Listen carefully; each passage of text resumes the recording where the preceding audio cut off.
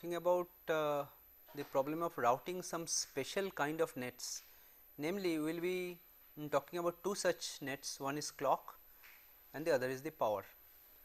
Now, this clock and power nets are very important in terms of the overall performance of a system.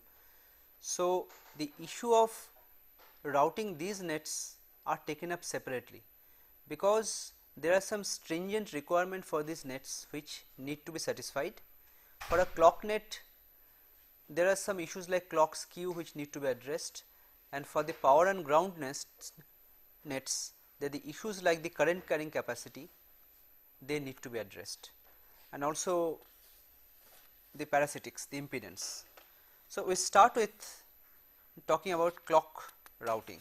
So, what are the issues involved and what are the different techniques which people have proposed. Now, in clock routing, in terms of the problem formulation, just I am repeating. So, we need special algorithms to route these nets. Well, we are talking about power, we shall clock, we shall subsequently be talking about the power nets as well. They are important and they need specialized algorithms because there are some strict specifications which are often different as compared to conventional signal nets. So, for this reason, for these kind of nets, people have developed special purpose routers so as to meet their individual requirements.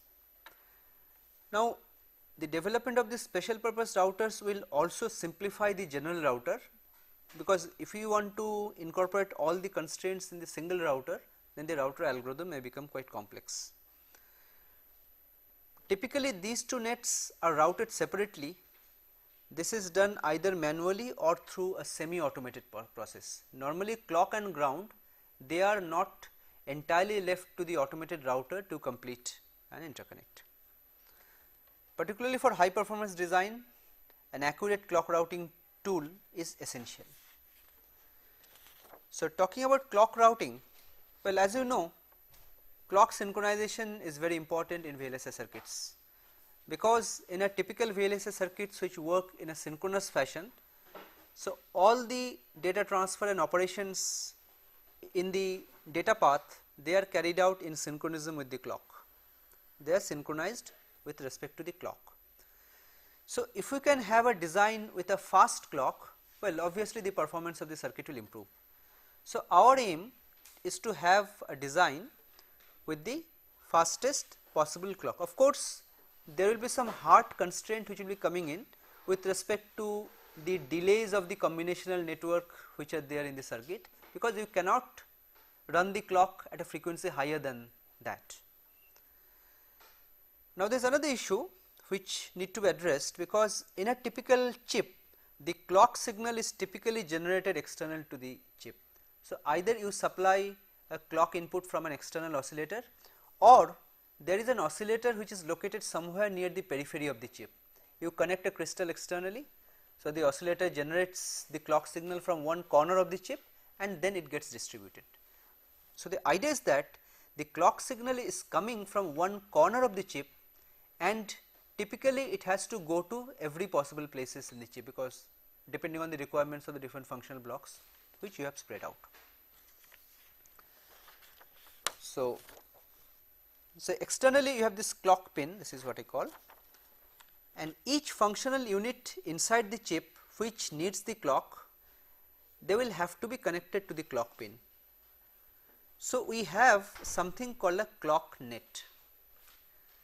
Now, a clock net is also very similar to a conventional net in the sense that it connects several pins which are located at specific coordinates.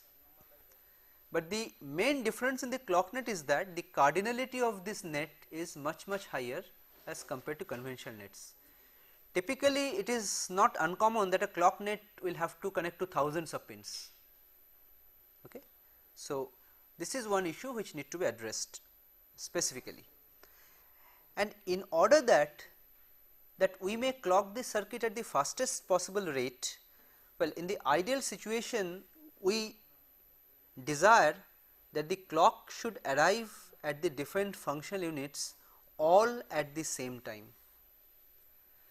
if there is a variable delay between the, you can say, in the different paths, suppose the clock is generated here, this is the source of the clock, this can be that external pin I am talking about, and as it is getting distributed, if the delays of the different paths are different, delta 1, delta 2, delta 3, then the clock edges will be reaching the functional units at slightly staggered in the axis of time. So, if the clock edges come staggered in the axis of time, this is what is called clock skew.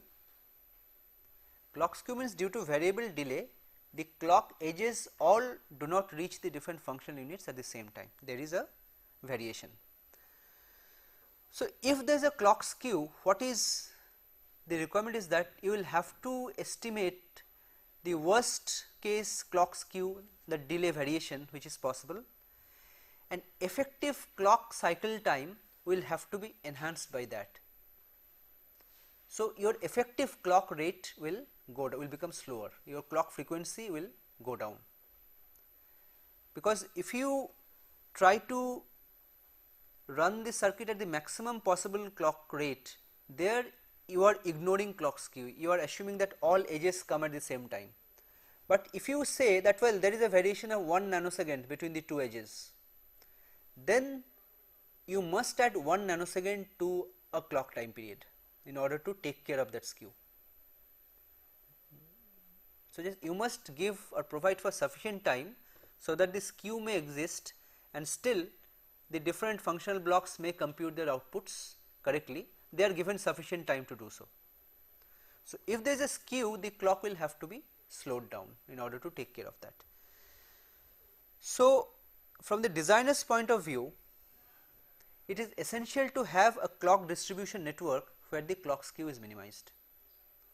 So, the main purpose of the clock network is to minimize the clock skew. Okay. Now, talking about the various clocking schemes, well, these things are fairly simple things, you already know this, that you can have a number of different options. You can have single phase clocking with either latches or flip flops, or you can have multi phase clocking, typically 2 phase.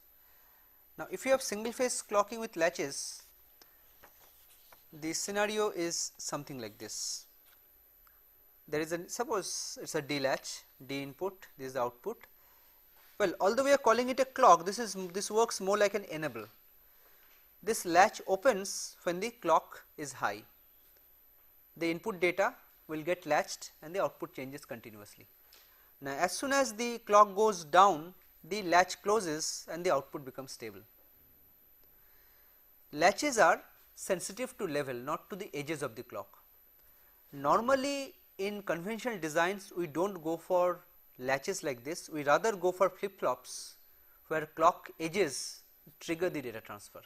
They are easier to design, but latch based design also has its merits, in particular for very high performance circuit, for very high speed designs where you need some asynchronous sub circuits in our overall design. There these latch based circuits work better, because when you have edge based clock circuits, you are tied by that clock period, you cannot do anything faster than the clock period. But if you have this kind of latch based circuit, whenever or the as long as the clock is high, so the any change in the input will propagate to the output. Okay. But as I said, most of the conventional designs today, they work with flip flops, where the flip flops is triggered either by the leading edge or the falling edge of the clock. So, only at the edges the output will change state in response to the applied input. Actually, for greater flexibility and highest speed of operation also, most of the complex circuits use multi-phase clocks. Well, a 2-phase clocking is very typical, because most of the flip flops which we use in circuits have a master slave kind of a structure, which are often clocked with 2 different non overlapping clocks. Well, one can be generated by inverting the other, or this clock and clock bar can be 2 separate clock inputs which we generate. these are non-overlapping, these are not necessarily complement of one another, they are in general non-overlapping. One may be like this and the other may be like this.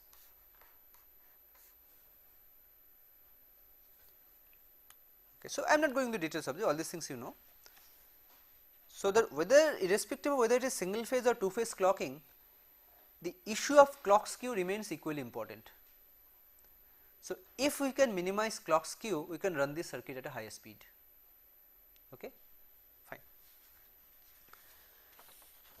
Now, as the rule of thumb, most of the practical systems, well, 10% is a rule of thumb which you can say that this is the maximum clock skew I can tolerate. Well, if my ideal clock frequency is f, well, I can allow the clock frequency to go down by 10%, but not more than that. Well, if I see that it is going down by more than 10%, then my clock distribution network has some problem. So, in order to achieve this, we need a good layout of the clock network, which is called the clock distribution strategy. Of course, in conventional system this is important, and in high performance circuit this is an absolute mandatory requirement, because in case of high performance circuit, a bad clock distribution circuit can destroy the very purpose of your design. Okay. So, clock distribution circuit is very important.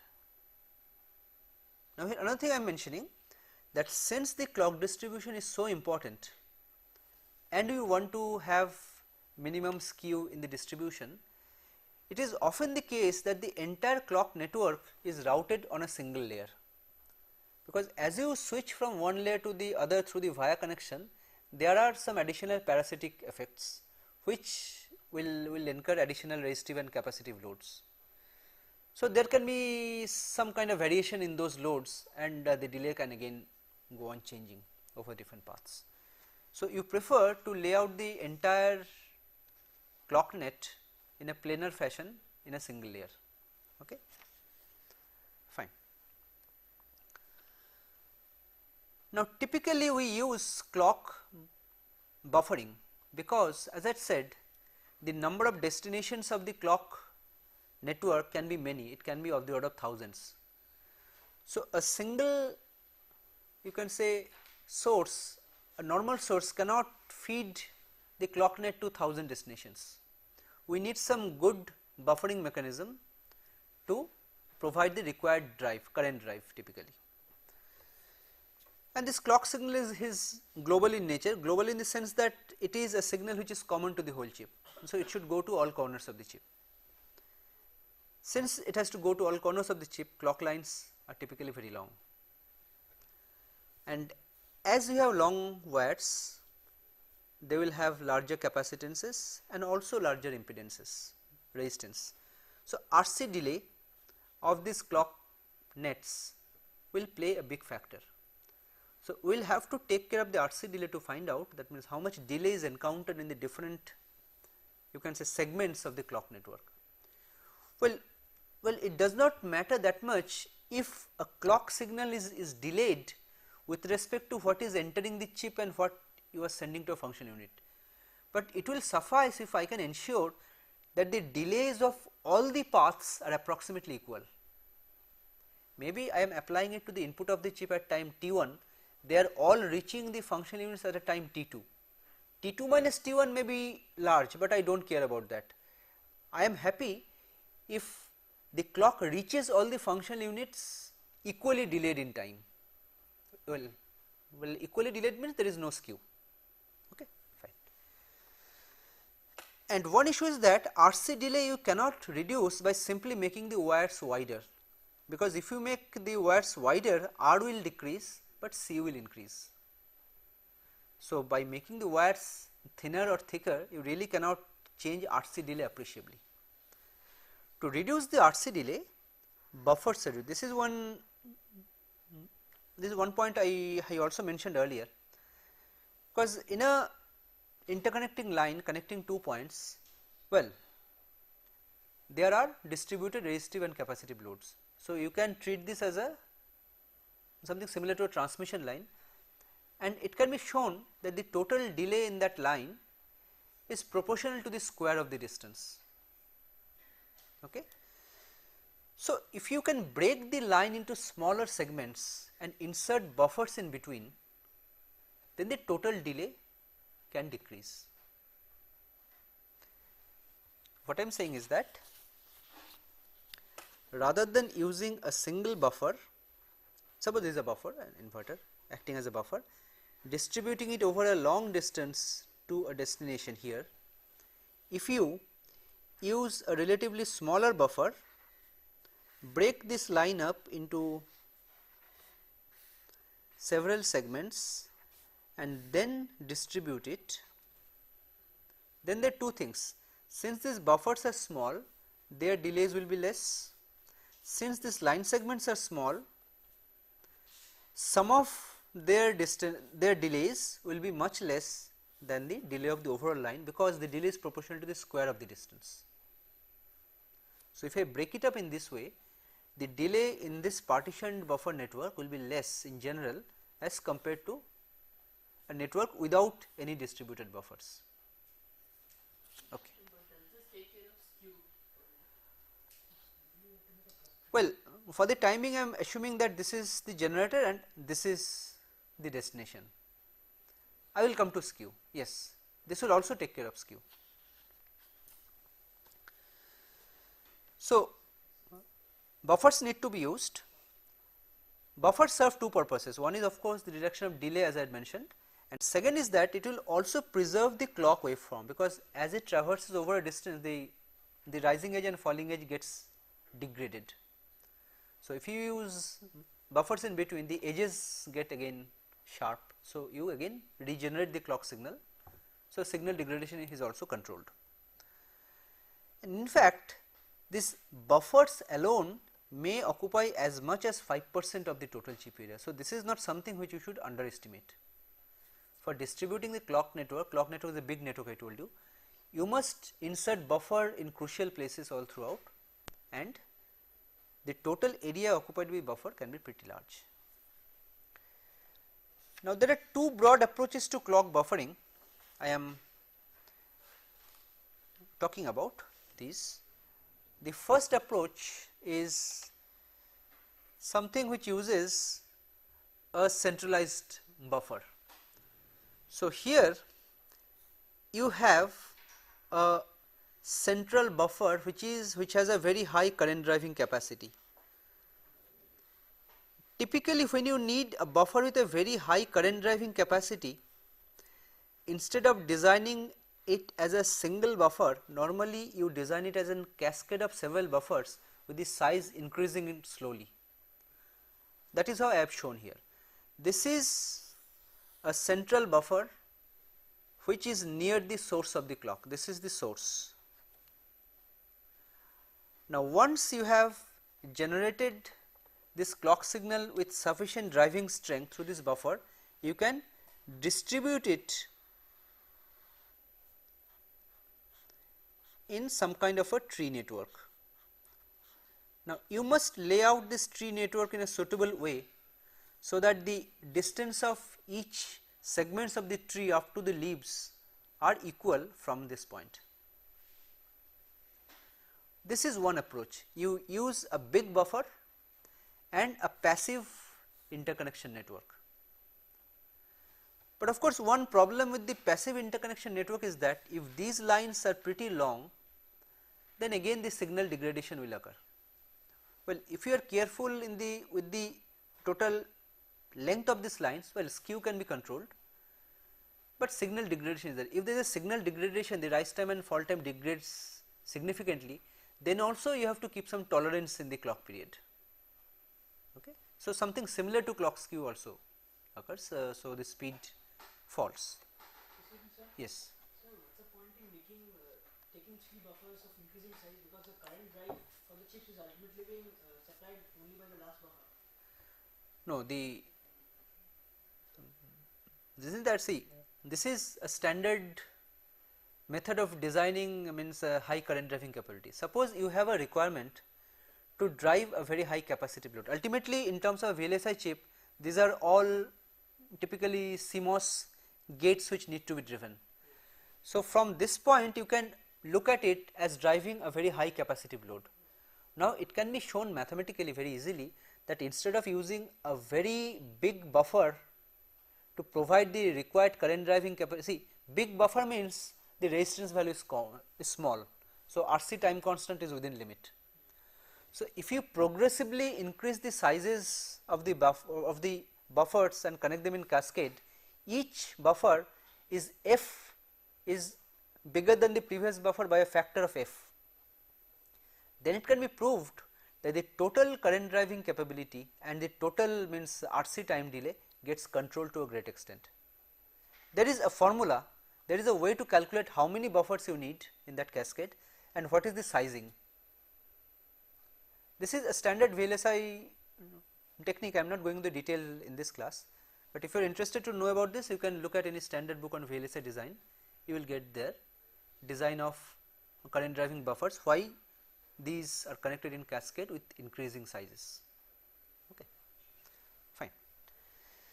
So, here we use a single buffer, big buffer, that is why we need this kind of a cascade, a very high current drive capability.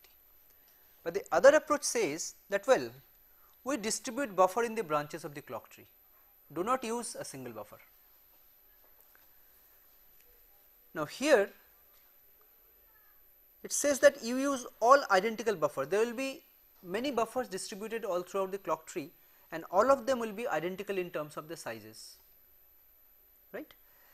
And if we use identical buffers and if the tree is symmetrical with respect to the length of the segments up to the leaf nodes, then the delays introduced in all the branches will be equal.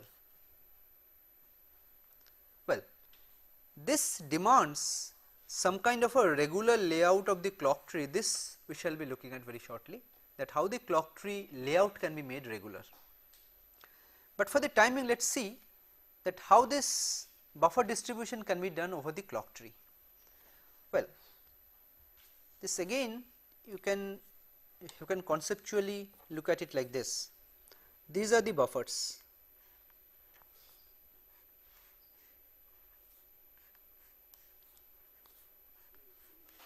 These are all distributed on the different segments of the tree and so on, and from the clock source you distribute them like this.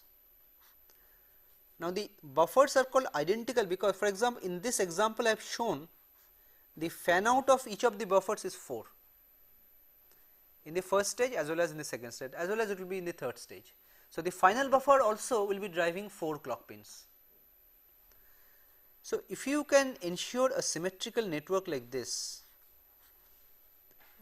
then ultimately the different clock pins which will be at the leaf level, they will be encountering equal delays from the source, right. Sir, all these subsequent buffers from one stage to another will be equidistant from the... They will have to be equidistant. Yes, see, this is a conceptual diagram I have drawn, but now we shall see exactly in terms of the geometrical coordinates that how this can be laid out. This is just a conceptual picture. I am saying that all segments of the trees are equal in length, then the delays will be equal. So, now we will be looking at the actual clock routing algorithms which will talk about how to lay out these wires on the surface of the silicon. So, clock routing algorithms, of course, the main issue here is to minimize the skew. So, the clock routing algorithms that have been proposed, they talk about distributing the clock signal in such a way that the interconnecting paths from the source to the final destination or the leaf nodes in the tree, they are equal in length. So, we have to ensure somehow that from the source of the clock to the destinations where you are connecting finally to the functional pins, they are all equal. Well, length is not the correct term, I should say they are equal in delay. the delay from that point to all those pins should be equal. But as the first approximation, we can say length and delay are proportional. So, we can also consider length as a measure. Now, there are a number of algorithms which have been proposed.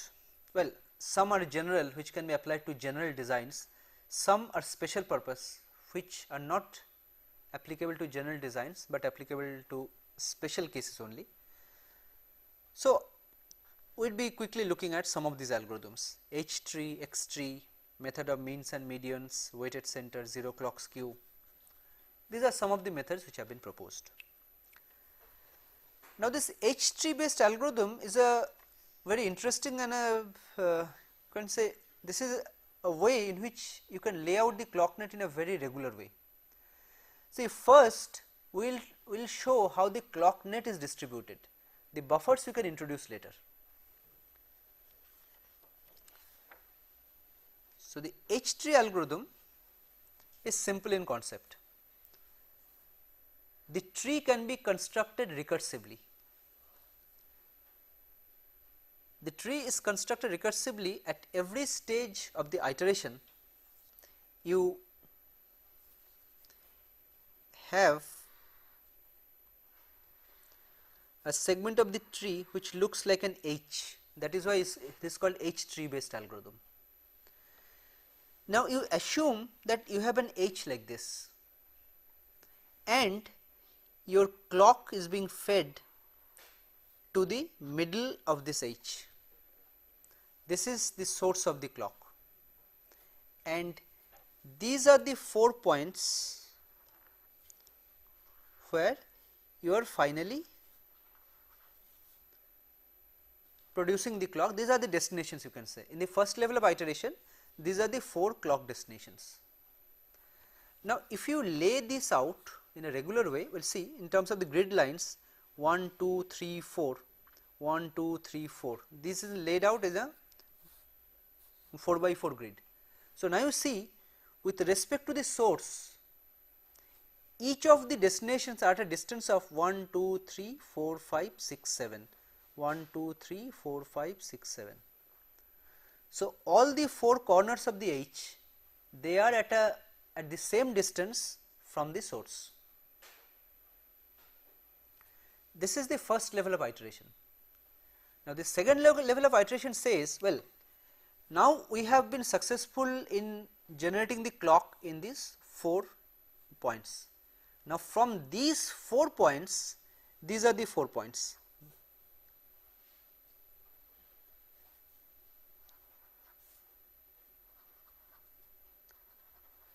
Now, you treat these 4 points as the, well, in fact, not this, actually these points are this.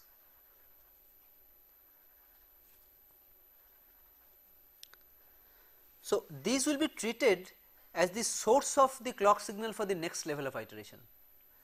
So, the next level of iteration you have 4 smaller H's in these 4 corners. One H here where this is the source, there is another H, this is the source, another H, this is the source, another H, this is the source. So, now from 4 we now have 16 destinations. If you count from the master source, the distance to each of the destinations are still the same, because from here the distance to these were same, and from these points to the 4 new points the distance will again be the same. But of course, the resolution of the grid we are increasing at every step of the iteration. We are increasing by 4 times. So, the next level of iteration it will go from 16 to 64. In the next level from 64 to it will go to 256. So, this is the way you can systematically build up the clock tree. Now, suppose after 4 or 5 iterations you will have sufficient number of clock points which will be distributed regularly throughout the chip, because if you go on carrying out this iteration, these points will be slowly and uniformly getting distributed all throughout the chips. So, in all parts of the chip you will be getting some clock pin which is very nearby, right. Now in terms of the buffer, well, if you have a clock tree, you can introduce a buffer at the center. So you can do it uniformly. So you can put buffers in the centers of these edges. So insertion of buffer is also very regular here, once you have the layout of the clock tree.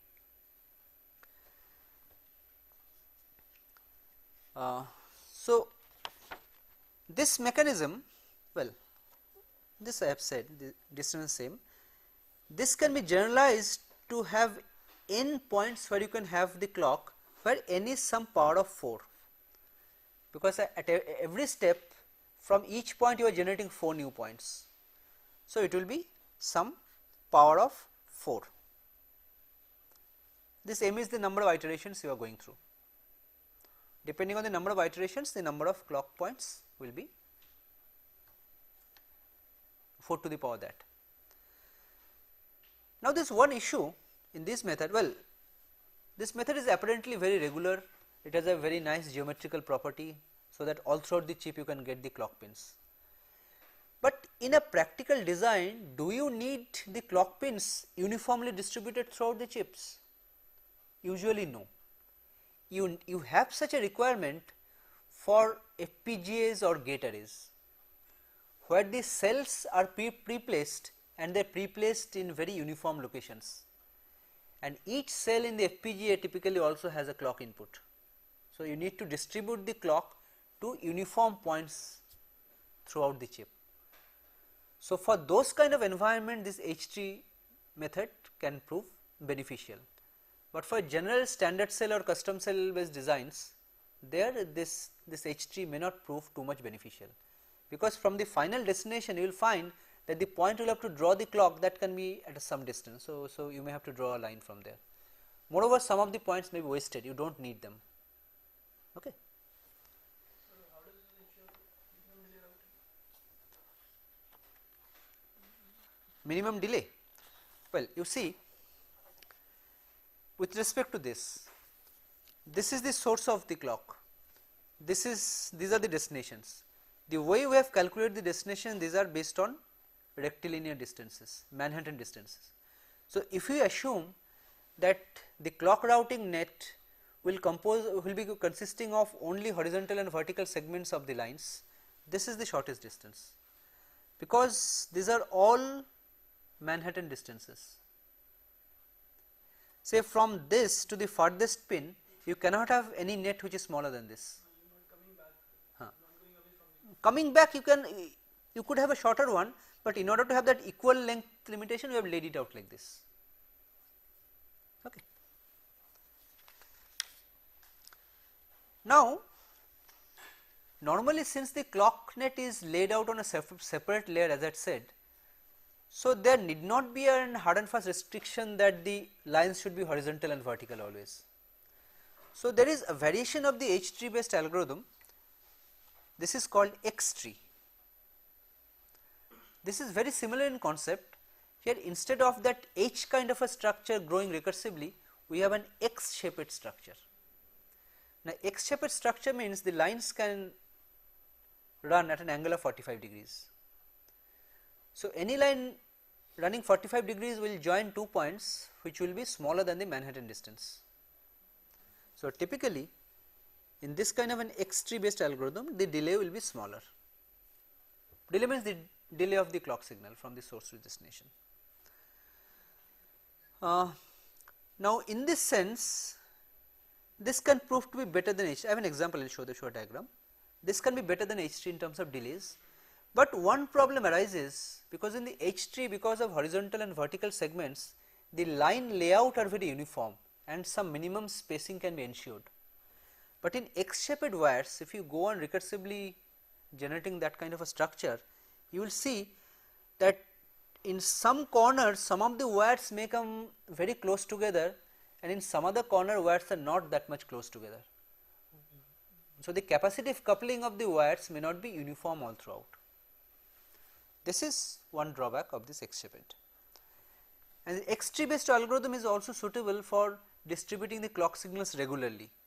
So it is applicable to structures like FPGAs or gate arrays, not applicable in general ASICs.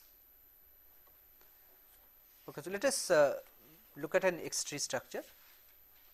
Well, I have shown you the structure at the end of iteration 2. So, the first iteration, this was the X which was constructed. This is an X which connects these 4 points, and the clock source was the center of the X. So, in the next level of iteration, from this center you generate another X, another X, another X, another X. This will go on extending.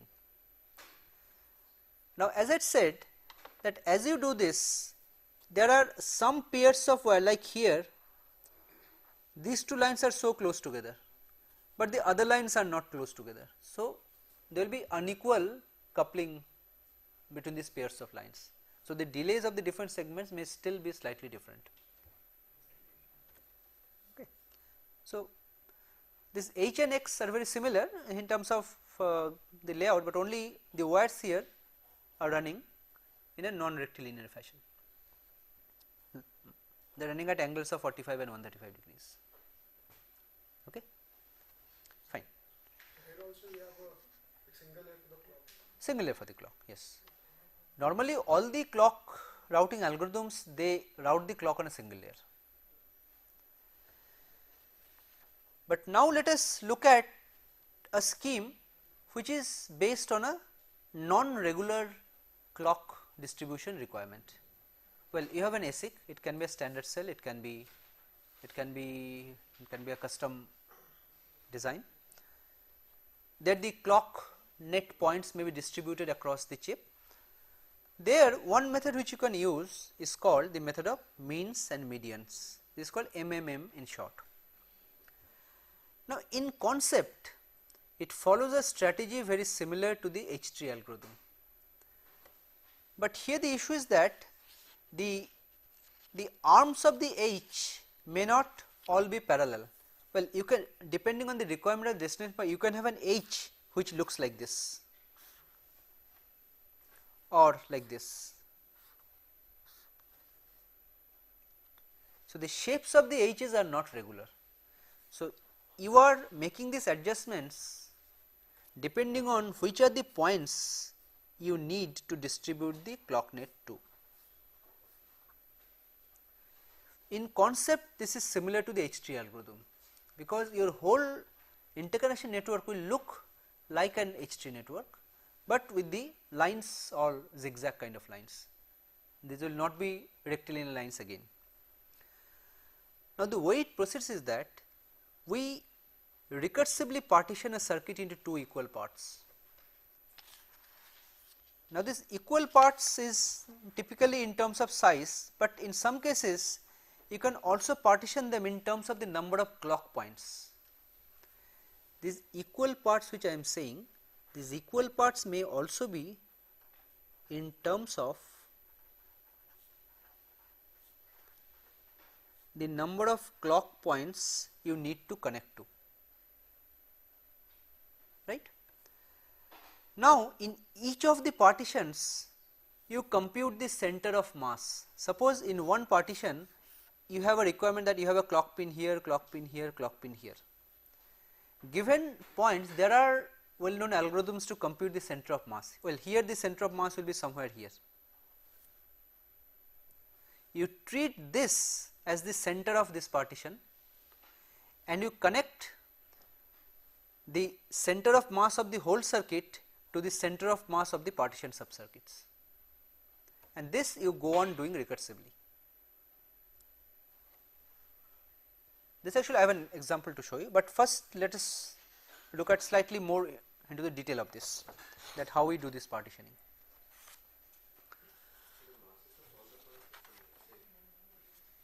Yes, yes, they are all identical. The masses of the individual points are same. Yes, they do not have weight, but in some cases you may choose to assign weights to the points if some particular point is more important than the others. But normally they are all equal, because for the clock net in particular they are treated all equal. Fine. So, the partitioning is normally done using a simple algorithm like this. This Lx is a list It is a list of clock points which are sorted according to that x coordinate, from left to right you sort them. Px is the median in Lx, that means that is the middle point. They are, the number of clock points to the left and right are equal. So, at Px you can do the partition. So, you have the layout, the clock points are all distributed, you find Px and you decide to make a partition like this. So, all points to the left of Px you call them PL, left, all points to the right you call them PR, right. Yes. So this clock points mean like for the functional units? Yes, you have the placement done, you have on each block some pins where you have to feed the clock, those are the points. Fine. So, we do a vertical partitioning like this, then in the next step we do a horizontal partitioning. Now, horizontal partitioning may not be uniform all throughout, it may be like this also. You partition this portion, partition also this portion. I have an example I will show you. So, there again I call it PB and PT, bottom and top. In this way you go on recursively doing it, once vertically, once horizontally. So, this process is repeated iteratively till the, well, basic block has only 2 points which you can connect directly. So, I have an example to show you. Suppose you have an example like this. This is the original problem where you have the clock points distributed. So, you find out a cut point based on the median, so that the number of clock points are equally distributed to the left and right. Then you partition them in the horizontal line. Now, this was the vertical partition. Now, for the left partition the median will lie here, for the right partition the median will lie here, they may not be in the same place. You continue doing this. Now, with a vertical partition.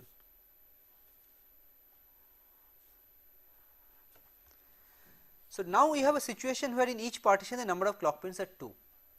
So, you can directly connect them in each of the partition with a line.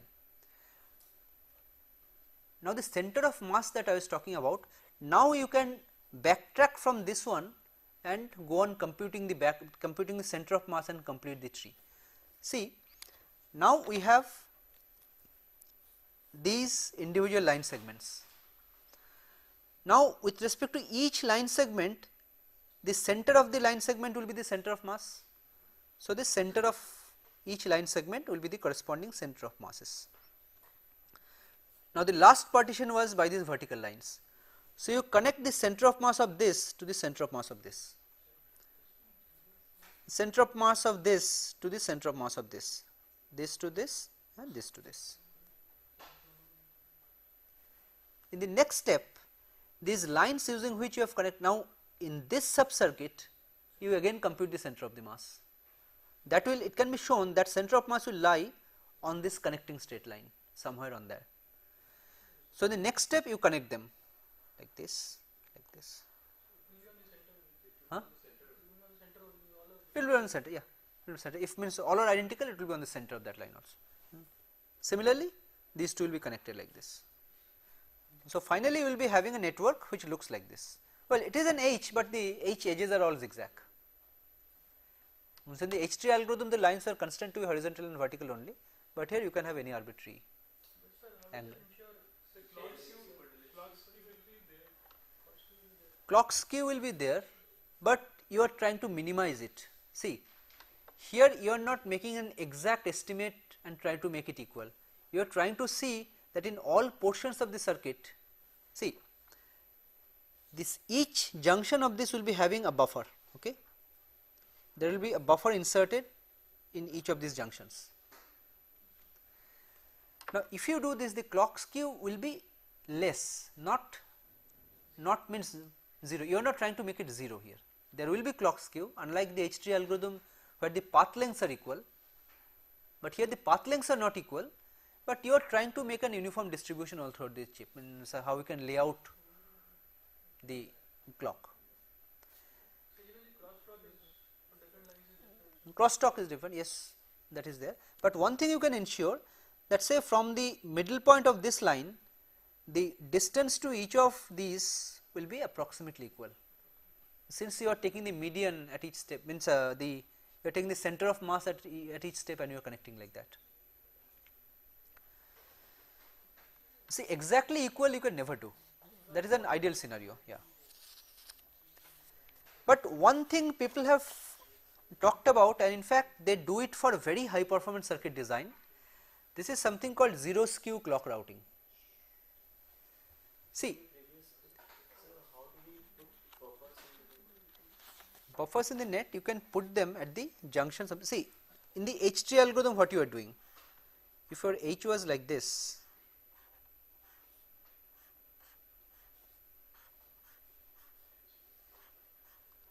then you are putting the buffers at each of the junctions, say one here, one here, one here, one here, and finally one in the middle here. We are using separate layer for this clock routing. So on that layer itself we are not putting the buffers. Buffers should be placed on. Buffers can be laid out on a single layer layout of buffers are available. Okay, that is one thing I did not mention. Single layer layout of buffers are available. I mean the interconnection, that means the input and output, yeah. But they will have to go through the polysilicon diffusion layer because they are active components. See, but here the delays are more important in the buffer. The delay should all be equal. The unequal delays we are eliminating. Basically, this is a more realistic algorithm. More realistic algorithm, true, true. But in some very high performance designs, people talk about zero skew clock routing. See,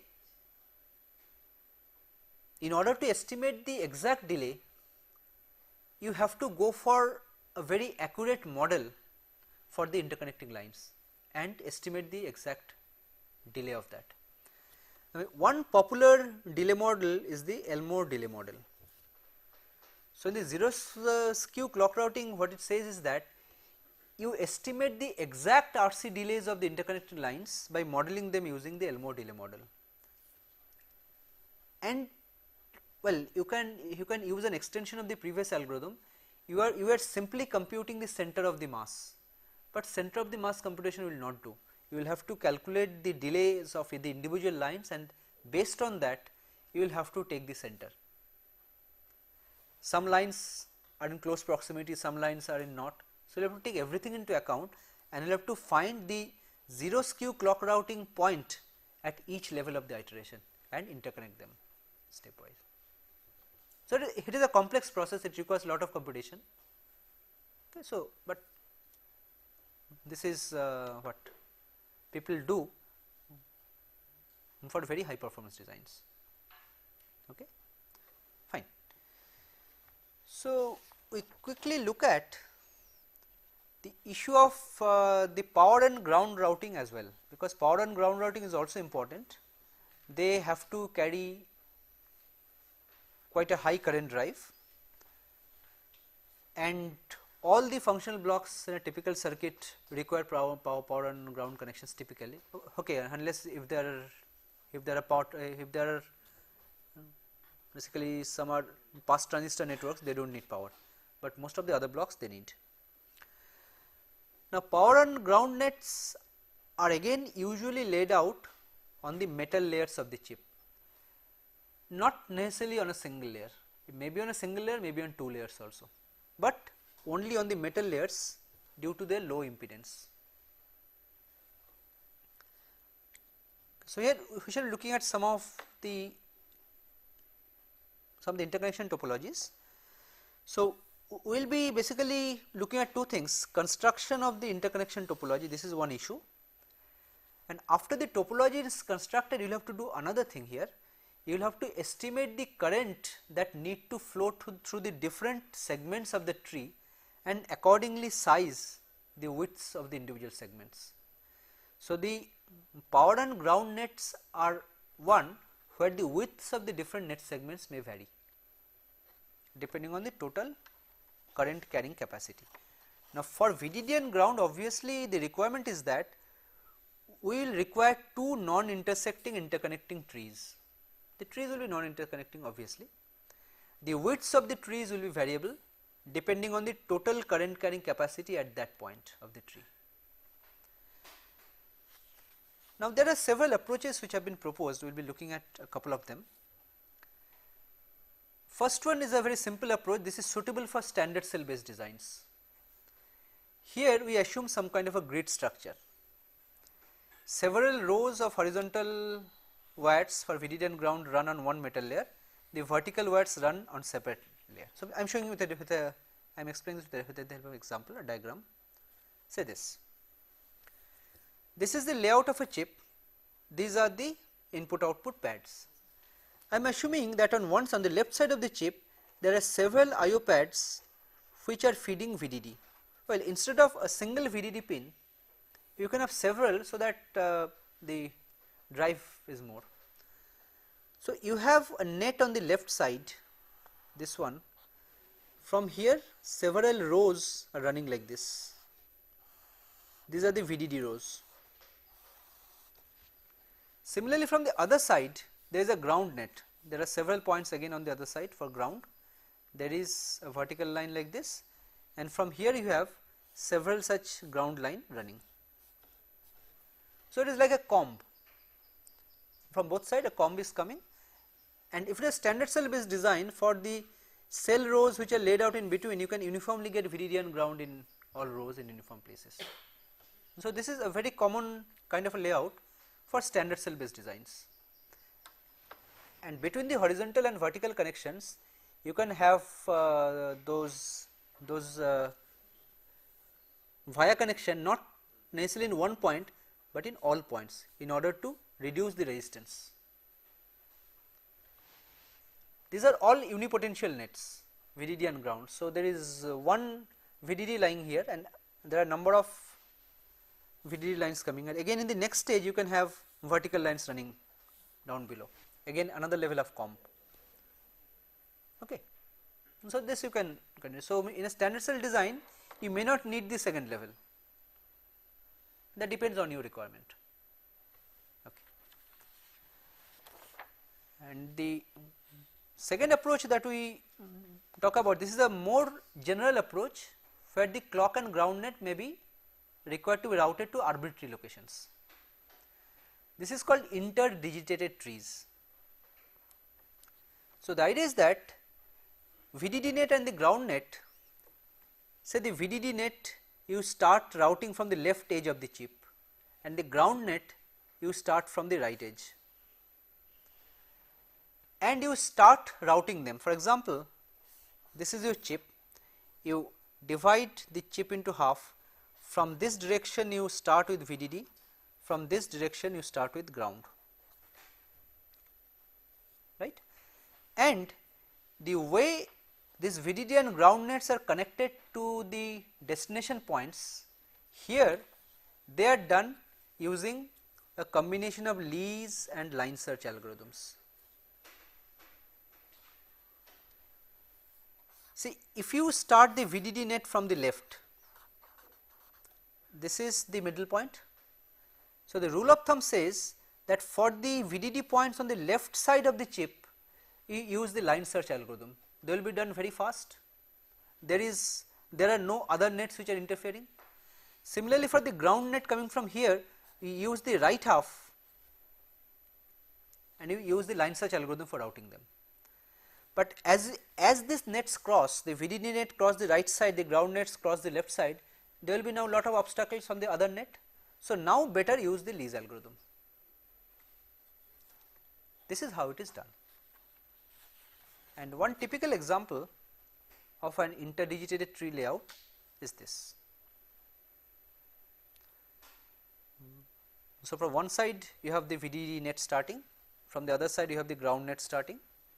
So, this is I am showing the final layout, but what I am saying that half of this was done using line search and half of this was done using lease.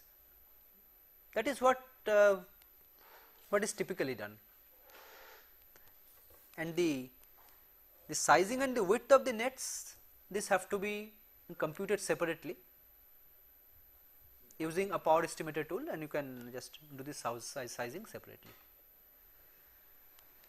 So, we have looked at the the issue of clock and VDD ground routing, that means what kind of routers are needed for this. Now, in our next class we will be continuing with this, and we will be looking at some other specialized routing techniques like the over the cell routing, one thing I mentioned earlier, and we would also be talking about layout compaction. So, after this layout, how we can do the compaction. Thank you.